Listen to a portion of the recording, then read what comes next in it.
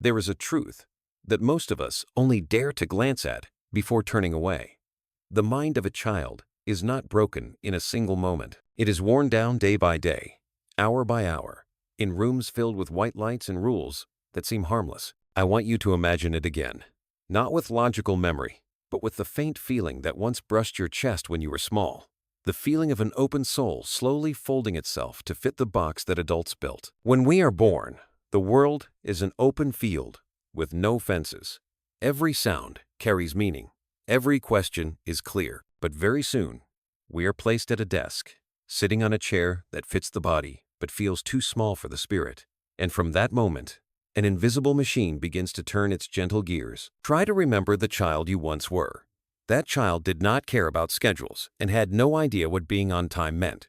It did not know what was useful or what belonged in a program. It only looked at a leaf and saw 1,000 things to wonder about. Yet inside the first room called a classroom, that curiosity was controlled through very small actions. Sit straight, do not talk, raise your hand before you speak. A child who did not understand freedom still understood the glance of an adult that warned it to behave. In those glances, in the ringing bells, in the first assignments, its mind slowly stepped away from its natural rhythm to follow another rhythm, the rhythm of obedience. Not everyone notices the moment this begins. It might be the first time you were told to draw according to the model, and your dark blue sky was corrected into a light blue one. It might be the music lesson where you sang a little softer because someone told you your voice was off key. It might be the ordinary moment when you raised your hand for too long without being called, and you learned to lower it before you even wanted to speak. These moments were quiet, yet each one made something inside you shrink. A tiny flame was pressed into a smaller space. This was not teaching. It was the slow compression of a spark. For many years, people told you this was the best way to grow up, that children must be good, orderly, and similar to each other. But deep in your body, a small part of you knew you were losing something more precious than good grades and praise. You once felt frustrated when you had to sit still until your legs went numb, just to listen to a lesson that felt unrelated to your life. But because no one asked how you felt, you learned not to ask yourself either. From there, a small fracture formed between your body and your mind. You still sat still copied notes, still memorized answers. But beneath it all, a quiet voice slowly faded, pressed under conditional praise. Sometimes, in the middle of dry information, we lifted our eyes to the window and felt the world outside was more alive than any lecture. Light falling across the desk, birds on the power lines, the wind moving the leaves, all whispered that we belonged to something larger than that room. But then the teacher's voice rose, or the bell rang, or a test was handed out. The half-open door of the soul closed at once, as if we had glimpsed something forbidden. Knowledge was placed into your mind, but fear filled the spaces between your thoughts. Many children, including you, once looked out the window and felt the world outside was more alive than the lesson inside. Many times you wanted to ask something different from what was written in the book, but held back, because you knew the teacher would tell you to stay on topic and pay attention. That was when the invisible machine worked best, when you censored yourself without being told, when you forgot that the voice inside you once had the right to speak. It is hard to see how much we changed under the hands of that system because everything happened slowly like water wearing down stone. Curiosity became silence. Natural expression became hesitation. Freedom became the habit of waiting for permission. And the most dangerous thing was the belief that this was your true nature, that you were born shy, born afraid to speak, born not good enough. But you were not born that way. You became that way to survive in a structure never designed for the open soul of a child. In those years, you might have noticed another child in class, the one who talked too much, asked too many questions, always wanted to know why. Instead of being encouraged, that child was warned, noted down in a teacher report, spoken badly about in parent meetings. Slowly, that child sat further back inside themselves. Their eyes lost a bit of brightness, and you looked at them as if you were looking at a future version of yourself. You understood that if you dared to be too free, you would be boxed in at once. So you learned a lesson that never appeared in any curriculum, but stayed with you into adulthood. To be accepted, make yourself smaller. As we grow up, we often think those things are behind us. That school was only a phase. But the patterns formed in childhood do not disappear. They move into relationships, work, and daily life. Someone fears speaking in public because they were corrected too much as a child. Someone does not dare try something new because they were mocked for small mistakes. Someone does not trust their own intuition because they spent their childhood being taught to listen to others first. These are not natural traits. They are marks left by the first box you were placed in. In this moment, as you read these words and feel something faint stirring in your chest, it may be the first time you turn back to hear the voice that was once forgotten. A voice that has waited for you for many years. A voice that remembers you were once wider than a desk, deeper than any test, and freer than any mold adults wanted you to become. And maybe, simply by looking at it again, you have already begun to open that box from the inside. When we step away from the memories of those first rooms, the story opens like a door leading to a deeper layer of truth. The world we grew up in was not built to nourish the mind or the soul. It was built to serve the needs of an age that placed efficiency and obedience above human nature. And when we look back at the straight rows of desks, the ringing bells, the subjects sliced into thin portions, we begin to notice a familiar pattern, the pattern of an assembly line. It is no coincidence they look so similar, because that system was born in the era of factories where people were seen as predictable, replaceable, and controllable parts. As children sitting in classrooms, we did not know that these ordinary things were designed to train an industrial rhythm. Bells taught us to react to signals. Lines taught us to accept order. Report cards taught us that value must match productivity. Children could not understand these ideas. They only felt something vague, a dull repetition no one explained. And because no one questioned it, that repetition slowly became natural, like the sun rising in the morning or winter being cold. But deep inside, it was not natural at all. It was the result of an era that wanted to create people who functioned smoothly, caused little disturbance, had little inner life, and asked as few questions as possible. As children sitting in classrooms, we did not know that these ordinary things were designed to train an industrial rhythm. Bells taught us to react to signals. Lines taught us to accept order. Report cards taught us that value must match productivity. Children could not understand these ideas. They only felt something vague, a dull repetition no one explained. And because no one questioned it, that repetition slowly became natural, like the sun rising in the morning or winter being cold. Within that frame, we learned a dangerous lesson, that learning was not for understanding, but for meeting expectations. Do you remember the last time a lesson truly stirred something inside you? Or were most days filled with copying, memorizing, following the model, not because you wanted to, but because you feared a low grade would disappoint someone? Those years taught us to bow to someone else's truth instead of nurturing our own. Sometimes, in the middle of dry information, we lifted our eyes to the window and felt the world outside was more alive than any lecture. Light falling across the desk, birds on the power lines, the wind moving the leaves, all whispered that we belonged to something larger than that room. But then the teacher's voice rose, or the bell rang, or a test was handed out. The half-open door of the soul closed at once, as if we had glimpsed something forbidden. These small details, repeated year after year, until we forgot that beyond the walls was a world meant for imagination. And we learned that looking out the window was distraction, not a sign of life within. But deep inside, it was not natural at all. It was the result of an era that wanted to create people who functioned smoothly, caused little disturbance, had little inner life, and asked as few questions as possible. And before we even knew who we were, we had chosen a direction not based on essence, but based on fear. The strange thing is that at the time we saw nothing wrong.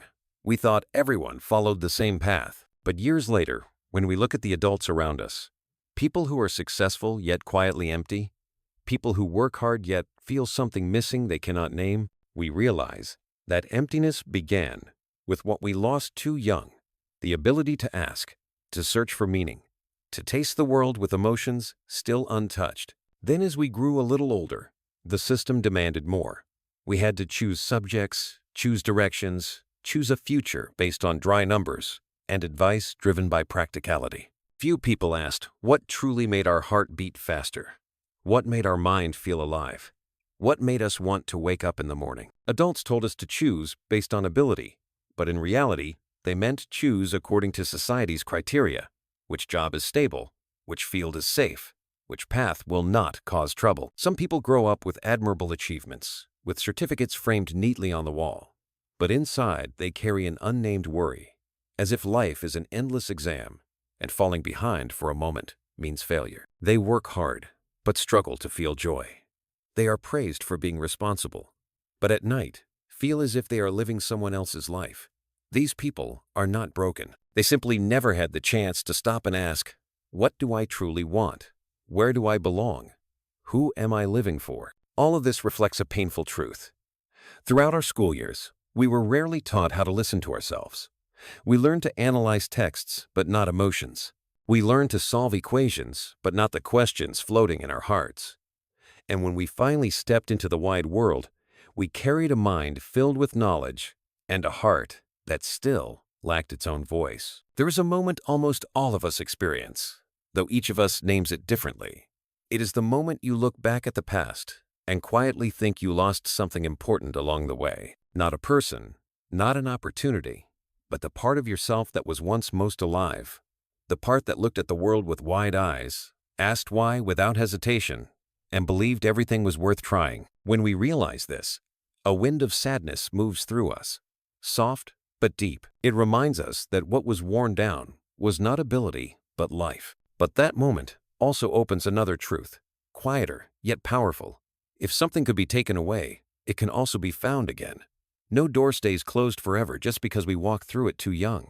And if those old memories whisper anything at all, it is a reminder that the journey back to our true self is still waiting for us.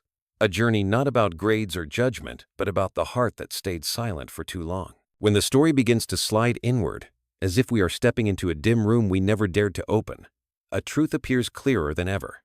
The fears we carry throughout life did not appear on their own. They were planted in us, little by little, like dust settling on a table no one notices. One day, when the light falls in, we see that every movement of ours, the hesitation, the caution, the shrinking of ourselves, all come from those years of being trained to avoid risk, to avoid uncomfortable silence, to avoid questions without answers. Yet the strange thing is that inside those vague places lies the seed of real life. The only problem is that as children, we did not know how to name them.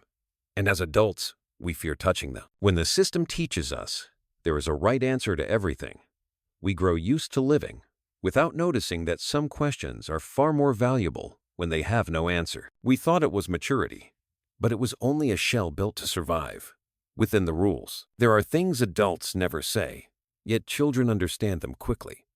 When you asked too many questions and were met with a shake of the head, the curious part of you learned to step back. When you excitedly shared an idea and were told it was unrealistic, the creative part of you learned to hide. When you cried over something small and were told to be strong, the sensitive part of you learned to stay silent so it would not be seen as weakness.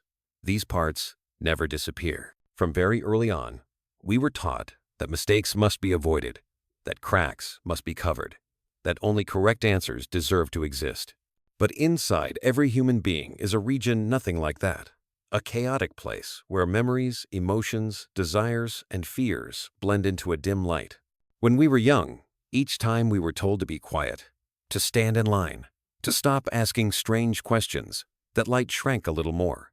And over time, we forgot we ever had such a place. It is not rare to see adults who appear strong on the outside, but feel empty within. They work hard, they are responsible, they try to do everything right. But when night comes, a dark space opens inside them, a space they cannot name. It is the echo of what was left behind in childhood classrooms. The echo of a child who once wanted to ask something, wanted to try once, wanted to follow a strange feeling in their heart, but was told to sit still. And now this adult feels something important is missing without knowing where to look. Instead of facing that emptiness, many try to fill it with a busy pace, with achievements, with loud conversations. But the emptiness does not leave. It stands there like a half-closed door, waiting for us to be quiet enough to notice the light leaking through the gap. Because the truth is that to find ourselves again, we must walk into the place we once feared most, the darkness inside us. Not the frightening dark of night, but the darkness of held-back emotions, of unanswered questions, of desires once judged as wrong. In that very darkness, rebirth happens. But this is not easy. The first time you face the silence of your own mind, it can confuse you. The familiar noises, notifications, praise and criticism, unfinished tasks, all fade away. It seems only your breathing remains in an empty room. In that moment, many want to escape the silence because they fear what they might hear. But if you stay long enough, if you are patient even for a moment, you will hear a small voice, as if coming from a place you forgot. It does not speak with logic. It speaks with memory. It asks, "Whose life are you living? What have you left behind? Do you remember who you used to be?" This is not a voice of blame. It is the voice of the part of you that never disappeared. And this is the moment you begin to relearn the art of listening. Perhaps right now, somewhere between these lines, a faint feeling has risen in you, a slight sting in your chest, a small warmth in your throat, or a gentle sadness that makes you breathe deeper. If that happens, I want you to know you are not alone. Many people around the world carry stories like yours, with wounds like yours, and are trying to reconnect with the part they once left behind. If you feel something moving inside, you can share a little in the comments, even a few words about what you remember, what you fear, or what you have found again. This sharing is not to claim anything. It is to let you see yourself through your own words. And if you want to walk this journey longer, stay connected with the channel as a reminder that you do not need to move through awakening alone. Back to the story. When we begin to listen, something else happens. We realize we have lived by the voices of others for so long that we no longer know what our own voice sounds like. Many choices, career, relationships, goals, are sometimes only reactions meant to gain approval, to stay safe, to avoid disappointing anyone. We become experts at measuring the distance between expectations and actions, but poor at measuring the distance between the heart and the truth. And because of this, every step forward often carries a sense of hollowness, as if we are building a house with no foundation. They only go deeper, like dark rooms inside your own inner house. And if this continues long enough, you grow up without knowing that inside you lies an entire home left without light. All these small pieces form a map leading you back to yourself. And then in that stillness, you realize something no one ever told you. You can begin again. Not by denying the years that passed, but by seeing them as proof that there is something inside you that never agreed to disappear. The system may train you to forget, but nothing can erase your true nature. It only sleeps, waiting for a soft enough moment to awaken. And that moment, perhaps, is right now. When the journey inward begins to reveal its first slivers of light, the story touches a deeper place where the parts once buried no longer agree to stay silent. We thought we had grown up, learned control, learned to stay calm in front of the world. But in truth, much of what moves inside us still follows the old habits of a child who was once told to be good. As we grow older, we only change our clothes, not our inner reactions. And then there are moments, sudden and small, when a single comment, a glance, or a stretch of silence from someone can make us shrink the way we once did as children. This is not weakness. It is the echo of the inner dark rooms asking to be seen. Sometimes you find yourself angry beyond reason at a small criticism. Sometimes you avoid people who force you to speak your truth. Sometimes you feel yourself curling inward when you step into a room full of unfamiliar eyes. These reactions do not appear from nowhere. Each one is a door leading back to some quiet memory carved into you. The time you were scolded for saying something wrong. The time you were laughed at for showing real emotion. The time you were compared to another child. These memories, when untouched, remain like dark rooms no one has cleaned. They work quietly beneath the surface, pulling you towards safe choices, familiar patterns, even when your heart longs for something else. The frightening part is not that these dark rooms exist, but that they exist in silence. When we refuse to look at them, they build invisible rules. For example, we believe we must always be right to be loved. We believe strong emotions are dangerous. We believe speaking our fears will make others leave us. These rules are never written down, yet we follow them every day. And the irony is this: the more we run from these inner rooms, the more they lead us. Back to the story. When we begin to listen, something else happens.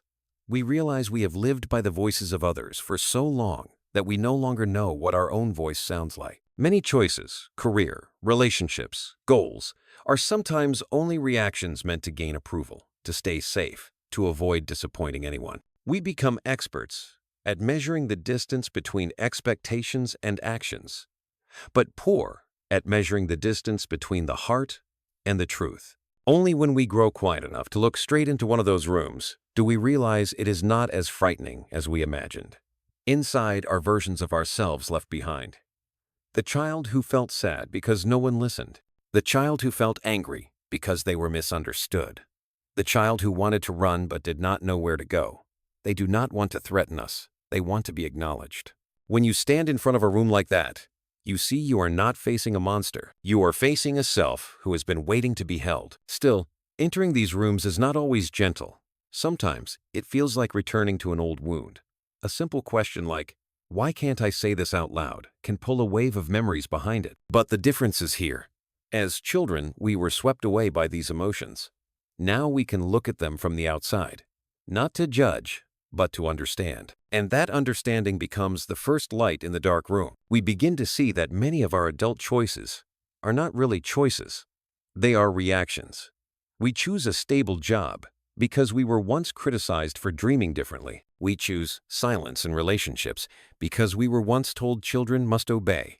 We build our life around not disappointing others because years ago we saw how deeply adults reacted when we made a small mistake. When we see this clearly, we realize the freedom we have been searching for is not out there. It is in our ability to decode the unconscious patterns that have been directing us for so long. Sometimes we find we cannot feel joy even when life seems fine.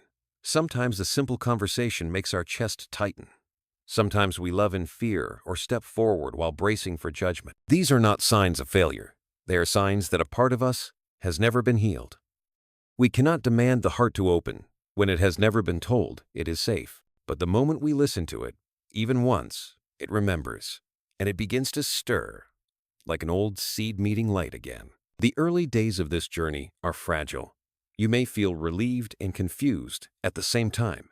It is like walking into a childhood house and seeing your old footprints on the floor. Everything is strange and familiar at once. Many people blame themselves when old emotions resurface. Why am I still like this? I should be stronger. But the truth is that feeling again is the sign of strength. Only those who dare to stop can hear the echo from within. Only those who dare to face it can change. Then one day, unexpectedly, you speak a truth you never dared to say before. A sadness, a need, a small truth you have kept for many years. That moment feels like opening a door long sealed shut. You do not need applause. You do not need praise.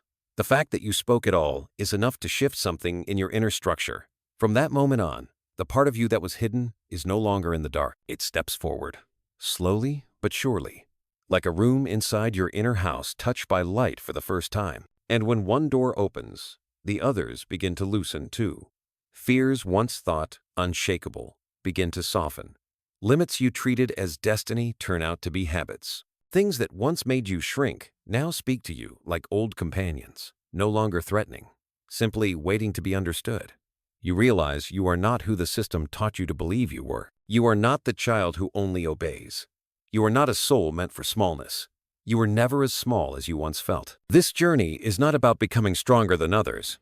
It is about becoming truer to yourself. And as you stand in the inner house that is now partly lit, you understand that there are many more doors to open. But this time, you are no longer afraid, because you have seen the truth. What you once called darkness was only the parts of you waiting to be loved again. When the dark rooms inside begin to open to the light, we discover something simple, yet long hidden from view. For many years, we did not truly choose our life. We only walked the paths where fear made the least noise. But fear is not a compass. It is only a signal of the places we have not touched. And as the inner light begins to spread, we start to see the layers we put on too early. They are not bad, only too tight now, like a skin that no longer fits and must be shed. So what is inside can continue to grow. The feeling of shedding old layers is not gentle. It feels like stepping from an old room into a new one, where you do not yet know how to stand, where to place your hands, or how to breathe. At times you want to turn back, because the familiar always feels safer than what is still forming.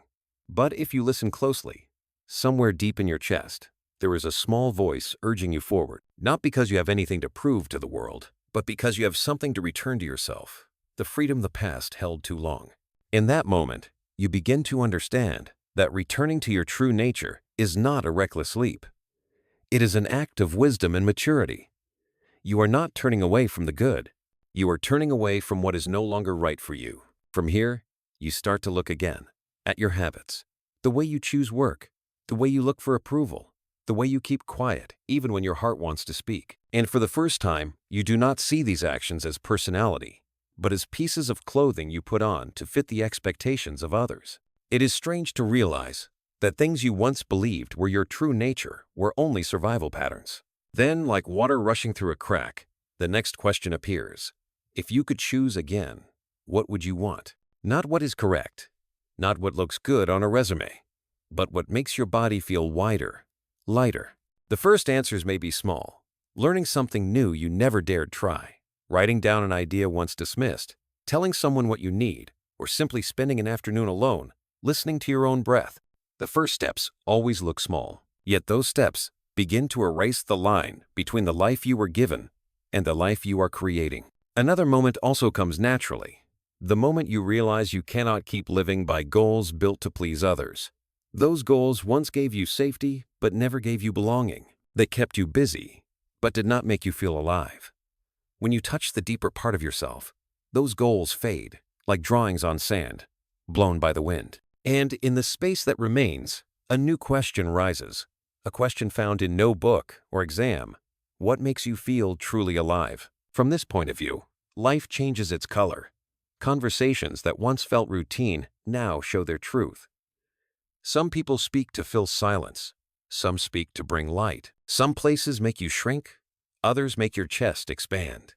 You begin to see the difference, not in the world, but in your own ability to feel. This is the essence of growing up a second time, not becoming a new version, but becoming who you were before the world taught you to shrink. And then comes the time when you begin to learn again in your own way.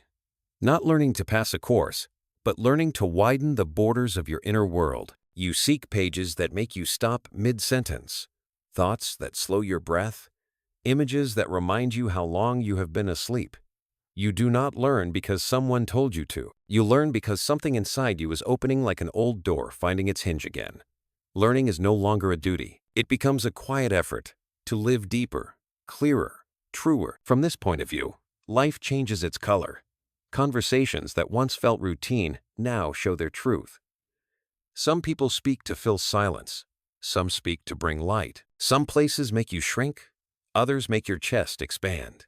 You begin to see the difference, not in the world, but in your own ability to feel. This is the essence of growing up a second time, not becoming a new version, but becoming who you were before the world taught you to shrink. As these insights spread, you also see that the so-called right direction does not come from any advice outside.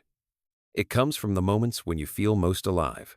It may be when you do something and forget about time, when you speak a small truth without shaking, when you let yourself say no to what does not fit you, even with a gentle nod.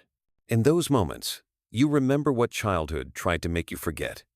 You have your own voice, and that voice has value.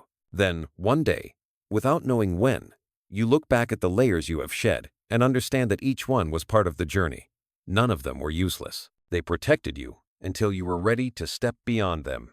And now, standing before your true self, even if it feels new, tender, unfinished, you know this is where everything begins. Life is no longer an exam to pass. It is a path you are shaping with your own steps. In that moment, you understand that the freedom you have been seeking is not about escaping the world. It is about returning to yourself, to your voice, your feelings, your desires, and the parts of you once left behind. You do not need to become someone else. You only need to come back more fully to who you already are.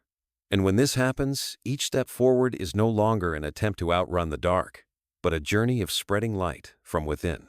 When the path back to your true nature becomes clearer, a deeper shift begins. Like a quiet stream changing direction, you realize that for so many years you tried to become the shape others expected. And now that the shell has cracked, what appears is not emptiness, but a raw life force that never had a name. This realization does not arrive with celebration. It arrives on a quiet evening when you look at your life as if through a clear pane of glass. This question can make you pause for a long time. It asks you to look at your earliest desires, to create something with your own hands, to feel emotions without asking permission, to go where your heart wants without needing endless reasons. These desires are not unrealistic. They are the compass of truth. When you think about them, your body reacts, perhaps with a long breath or a warm feeling along your back. The body always knows, far earlier than the mind.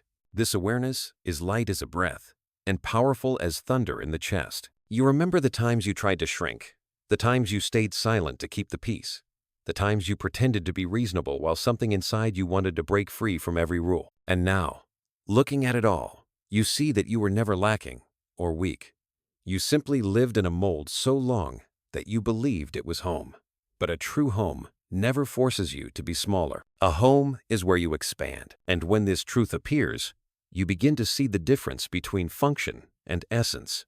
The system needs you to operate. Your life needs you to awaken. There are days when this awakening makes you pause. Because when you step out of the old mold, the world around you does not always celebrate it. Those who once saw you as predictable, reasonable, safe, may no longer recognize you. They are not used to seeing you speak your truth, not used to hearing you say no, not used to watching you protect your boundaries. These shifts may shake relationships, but if you listen closely, you will see it is not meaningless loss. It is the natural process of someone who is growing up again.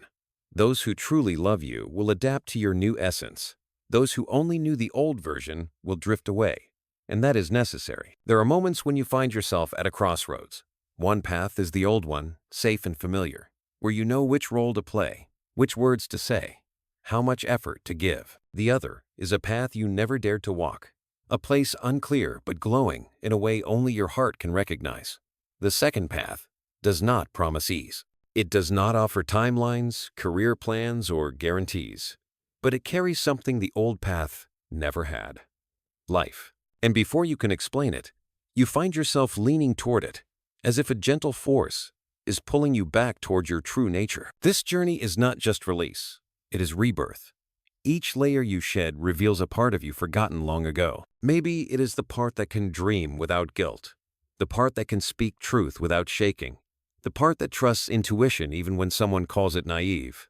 These parts were not dimmed because they were wrong. They were dimmed because the system did not know how to face what cannot be measured. When you allow them to return, you discover they are not weak. They are your inner strength, the energy adults once called stubborn, but which is actually the ability to guide your life by inner light. One of the clearest changes in this stage is that you no longer seek acceptance the way you once did. You begin to understand that other people's judgments only echo if you leave the door open. When you turn inward and find your own truth, praise and criticism become as light as air. You no longer build an image to be accepted. You begin to build a life to be lived. This does not make you cold. It makes you original. You do not need to shrink to fit a group of friends. You do not need to change your tone to please a partner. You do not need to bury your feelings to fit your job. You stand tall like a tree that has found its true roots. Because of this, the journey is also challenging. There are days you wake up feeling out of control, as if the old ways are collapsing while the new ways have not yet formed. You may feel lost, lonely, even miss the days when you were predictable and obedient, because at least then you knew what to do. But then another voice rises inside you. If a snake cannot shed its old skin, it dies. And so do we. If we hold on to old ways just because they feel familiar, our mind will wilt and our spirit will dry out. Shedding old skin is never comfortable, but it is the condition for staying alive. Along the way, you learn that some old beliefs must be left behind. Thoughts like, I must be perfect, I must please everyone, I must not change were fences that helped you survive your early years, but now they are only stones blocking your way. When you let them fall, there is an empty space at first, but then that space becomes room for your mind to expand. In that space, you hear your true voice more clearly. The voice once buried under the dust of expectation. Then one day, you realize you no longer live to prove anything. You live to be present. You no longer watch the eyes of others to decide if you are doing well. You no longer fear falling behind. You begin to walk with a sense of calm, without rushing, without fear, like someone learning to trust the rhythm of their own heartbeat. And amazingly, when you walk with this rhythm, the world changes too. Conversations become real. Relationships become clearer. Opportunities appear from places you never expected. Not because you tried harder, but because you aligned more deeply with yourself. At this point, you understand that true freedom does not come from breaking everything apart. It comes from releasing what no longer belongs to you. Then, life is no longer a stage where you must perform. It becomes a space where you can create, choose, try, and change. You are no longer a product of the system. You become the creator of your own life. And from that moment on, each step forward is no longer a journey away from the dark, but the expansion of the light within you. The light of someone becoming more authentic, more alive, more free each day. When the journey moves through the turns of fear, darkness, and inner shedding, we arrive at the final stage, the place where everything that once hid becomes clear like light falling on water. This is not the end of the story. It is the moment we understand there is no end at all. Life does not follow the structure of study, graduate, complete. It is a soft, non-linear journey, like a river changing shape at every bend. And when we look back at the path we walked, we do not see perfection. We see the truth, that we did not live wrong. We only lived incomplete. In that understanding, a gentle release begins to spread. We see that everything that once hurt us, the silence in classrooms, the moments of being judged, the fear of being seen as wrong, the anxious nights of adulthood, all became stones that built who we are today. Not to imprison us, but to lead us to the moment of awakening. The years of conditioning never killed our true self. They simply covered it. And what we are doing now, little by little, is brushing off the dust. From here, the meaning of education also changes. True education is not in certificates, not in correct answers, not in straight rows of chairs. True education happens when you slow your breath to hear what your body has been trying to say. When you notice you have the right to change your mind without guilt. When you do something small, dare to say no, dare to try something new, dare to end a relationship that hurts you, and realize your inner universe has just expanded by one beat. As we step deeper into this stage, life begins to answer us in ways that are no longer rigid.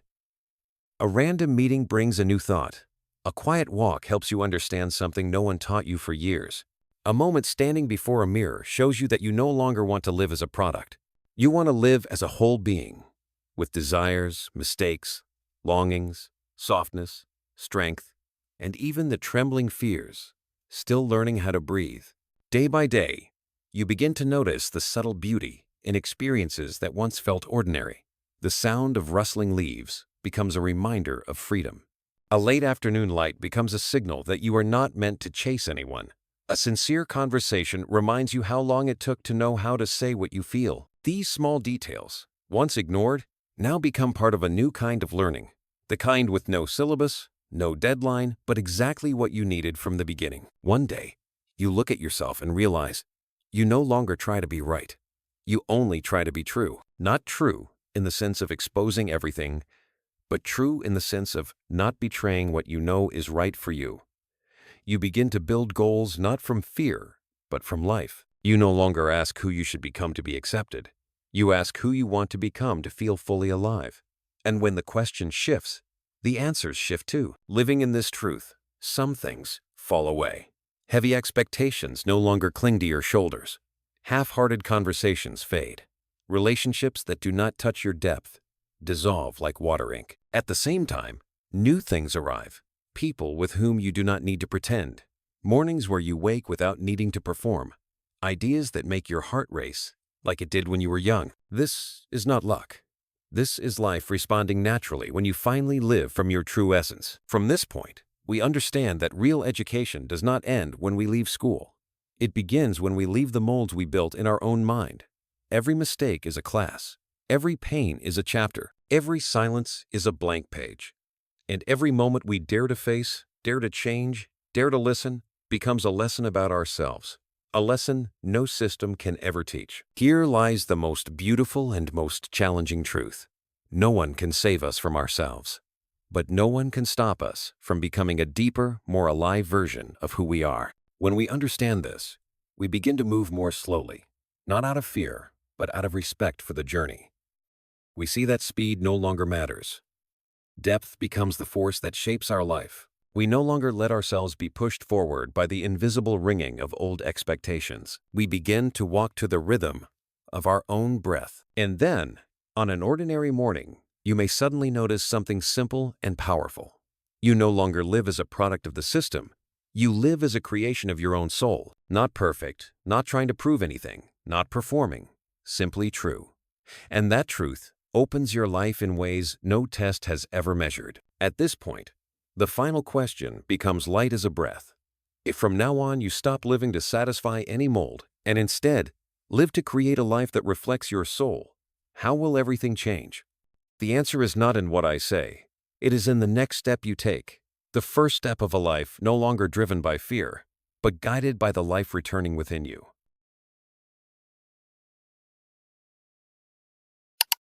Thank you for staying with me until the very end of this story. If this message touched your heart, please give it a like, subscribe to the channel, and turn on the notification bell so you'll never miss the next journey we take together. Your support means the world to me.